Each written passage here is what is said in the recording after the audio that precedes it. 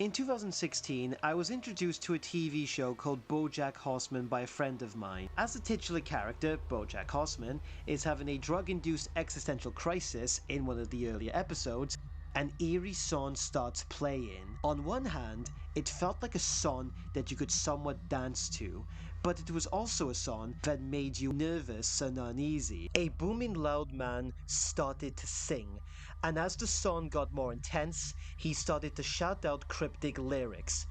Beat down, madness, chaos in the brain, make my blood flow, make my blood flow. The TV show BoJack Horseman is about existential dread, and this song was perfect in showing said existential dread. I instantly dug this song, and I had to find out who they were.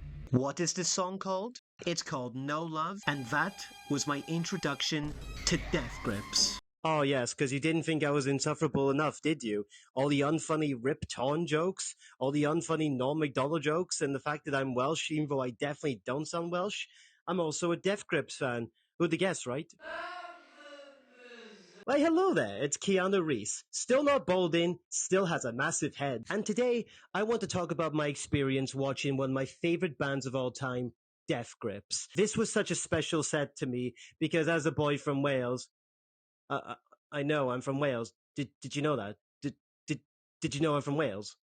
Because if I didn't tell you, this was a very special set for me, because I don't know any other time when deathgrips actually go to the UK to play, as they usually just play in America.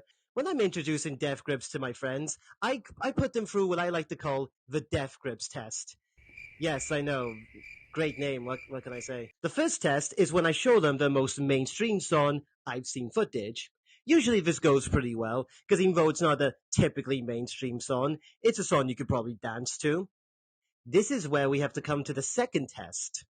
This is where I show them a song called You Might Think He Loves You for Your Money, but I Know What He Loves You For. It's your brand new leopard skin pillbox hat.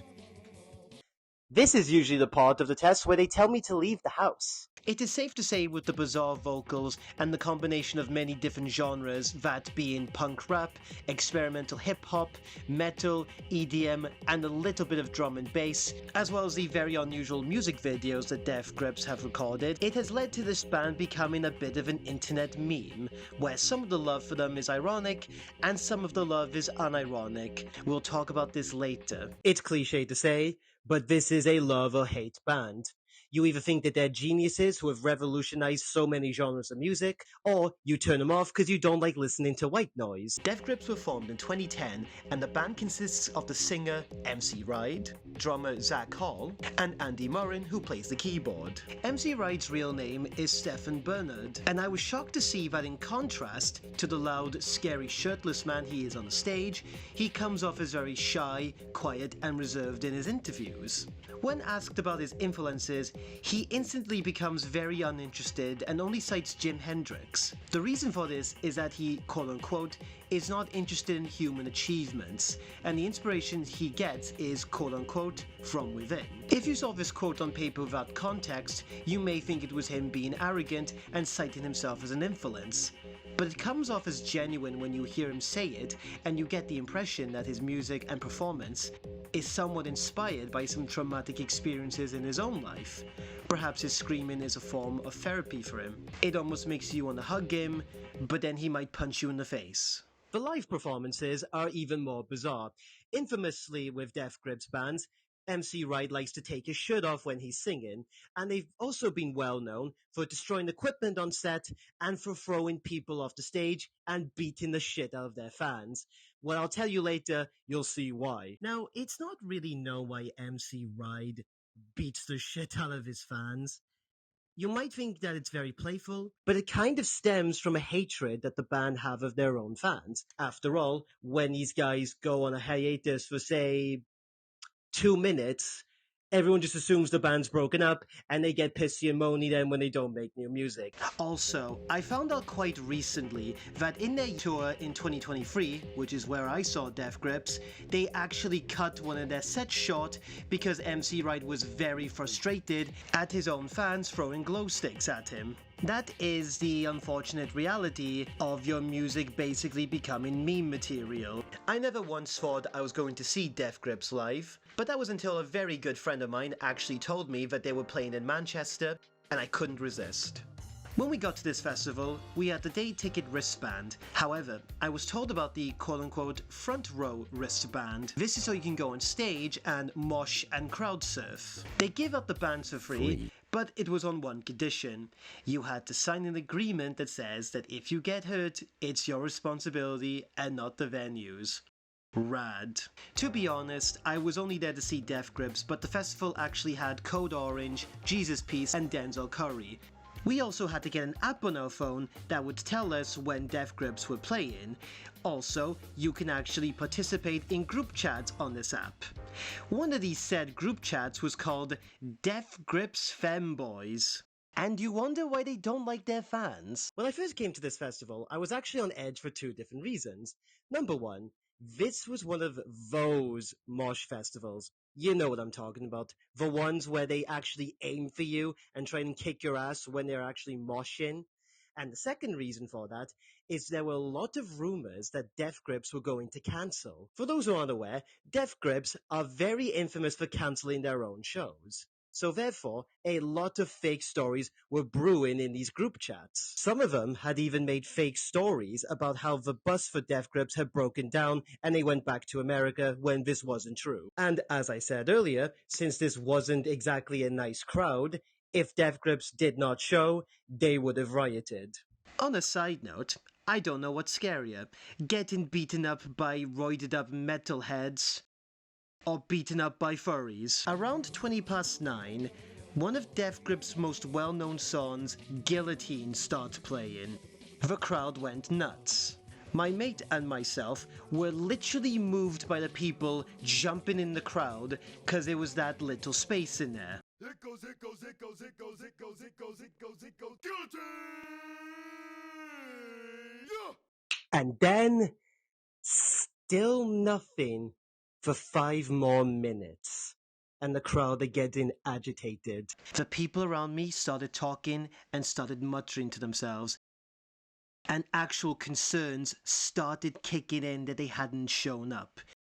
You could have cut the tension with a knife. It then finally comes to 9:30, and I hear fans shouting in the crowd because MC Ride was apparently on stage. I say apparently because I'm 5'8". Now, let me just tell you this right now. I have never in my entire life been in a crowd as crammed as this. Remember that Travis Scott concert where all those people died and were crushed to death? Well, imagine that on a smaller scale. People had to be taken out of the crowd by bouncers because they were having panic attacks. What I found so surprising about the concert is that deathgrips actually played Guillotine. Now, if you've seen the music video and have heard the song, it's a very anxiety-inducing song that you wouldn't actually think you could dance to. Believe it or not, at the concert, it was actually surprisingly catchy.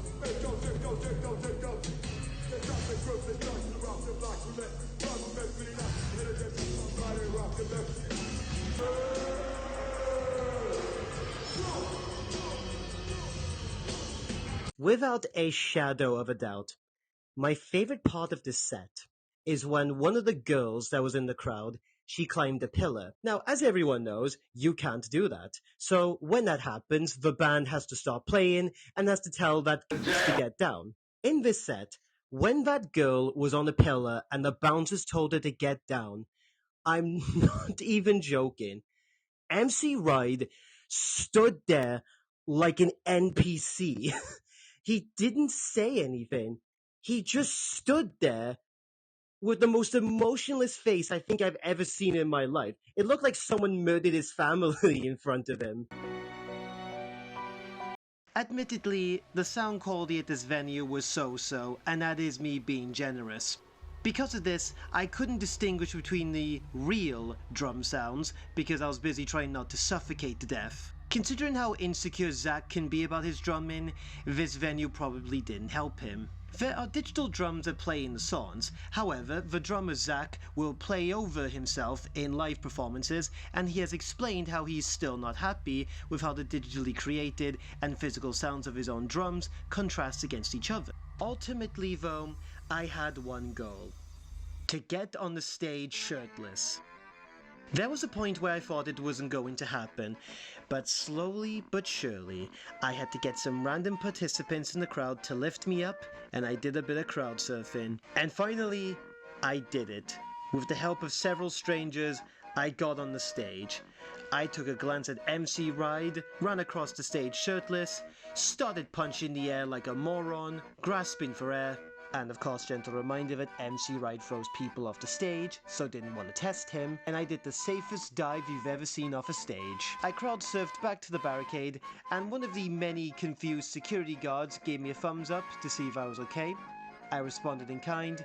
He opened the barricade slightly so I could get out. I got what I needed.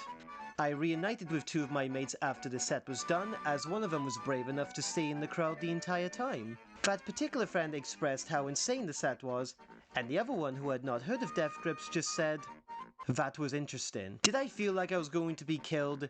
Yes. Was this the best venue for the sound quality? Absolutely not. But I would have not changed it for the world. I don't think we'll ever truly know that much about MC Wright as a person, or Stefan as a person, and that's okay. It's clear that when he screams, it's a form of therapy. And in ways for me, because this wasn't a particularly good year for me at the time, me getting on that stage, shirtless like a moron, swinging for the air, it almost felt like stress relief to me, just shouting my lungs out. That anxiety of getting into the place, the anxiety of seeing everyone fight each other, all went away as soon as Death Grips played. Death Grips?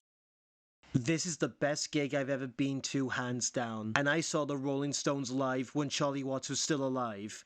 I'm not even being sarcastic. Now, I was actually going to end the video at this point. However, when making this video, I felt like I had to say something. This year, it was actually speculated that Death Grips were going to split up. However, this ended up being a false rumor.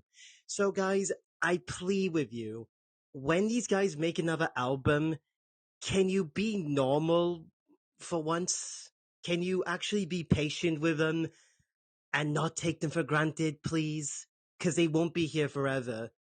And one day they could probably retire for good, and you'll never wonder why they did that. As I said previously, Death Grips has a very ironic fan base, which can be a good thing, but it can be a very, very bad thing. As I said previously, MC Wright had to stop a set early because people were throwing glow sticks at them. It's almost like this idea that, oh, we're crazy just like MC is. Oh, we're in on the joke. And it gets a little bit obnoxious. It also should be noted that Zach, the drummer for Death Grips, actually said in an interview that they were so pressured they actually had to cancel one of their concerts, basically because it felt like they were rushed in releasing one of their albums. Unfortunately, the fandom for Death Grips is getting very, very similar to Filthy Frank's fan base. And that isn't a good thing. What I mean by this is that not all, but there was a loud minority of Filthy Frank's fans that were constantly ungrateful to him, and they constantly demanded that Joji, the man behind Filthy Frank, did what they wanted rather than what he wanted to do. I mean, even if you go back as far as 2012, when Filthy Frank is just making a video about how to use the toilet, there were still people complaining that it wasn't quote-unquote Filthy Frank, but rather his alter ego Chin Chin. And of course, as most people know by now, Joji, when he was making these videos, started having seizures. In one video, he breaks character and talks about the behind the scenes, which led to him actually deleting the video later because people were complaining that it wasn't Filthy Frank, but rather it was Joji, which is really, really strange. So eventually, Joji, also known as Filthy Frank, left YouTube and went on to become a very successful musical artist. Now, thankfully, most of his fans were completely understanding of this, but the others, though, still to this day, feel like that Filthy Frank truly sold out. Oh, he sold out. How dare you be on a terrible platform that randomly takes down YouTube channels for no reason at all? How dare Filthy Frank stay on a channel where one of the most highest viewed videos is just AI generated slop. Heaven forbid. What I'm trying to say is, guys, respect the creators, and remember they won't always be here. So when Death Grips releases their new album, give them time and just give them some space. They won't be around here forever, and quite frankly, I don't think we deserve them. When something doesn't feel right, and it's not personal, but you do what you feel, and I mean, everything we've done is what we feel like doing.